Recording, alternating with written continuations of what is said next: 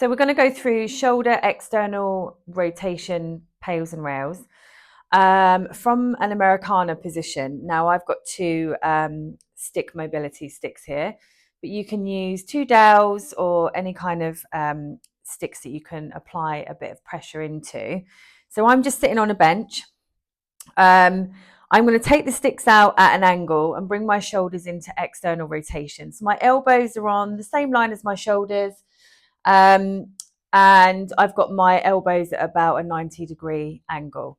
Now, if I bring my hands down, that takes me out of my end range of external rotation.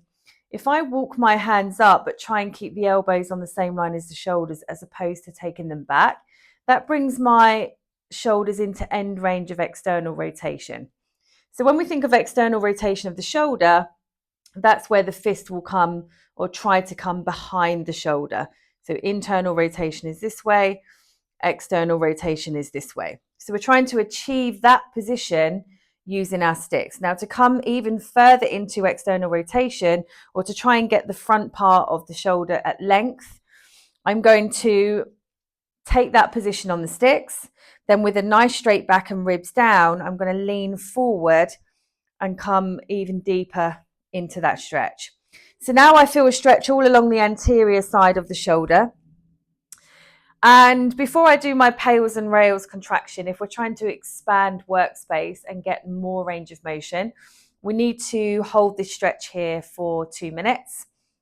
About 90-second to a 2-minute hold in this stretch position. So just make sure that pelvis is slightly tucked under, ribs are down, and we've just got that stretch along the front of the shoulder and that you're not in any kind of thoracic extension.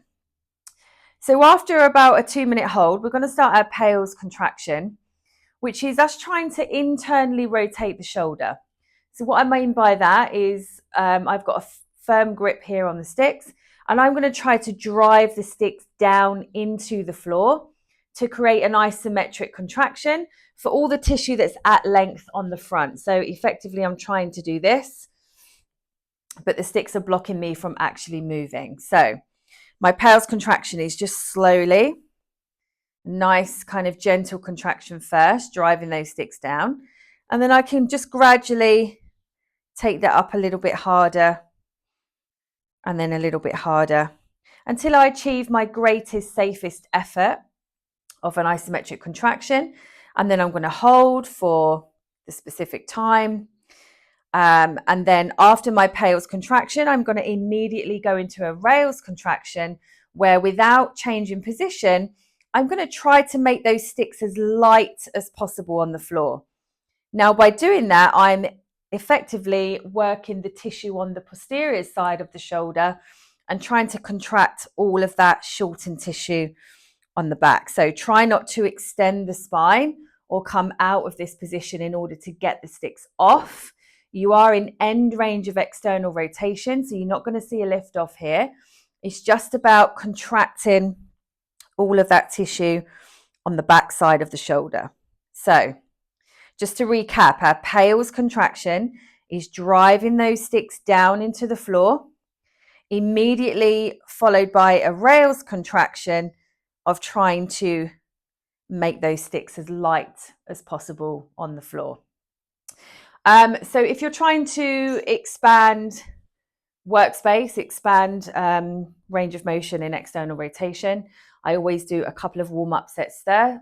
First, around 30 seconds pails, 30 seconds rails, come a little bit deeper into that stretch, try and hold that position, and then we can go for a more of a max effort set, something around the region of 5 to 8 seconds pails, same for rails.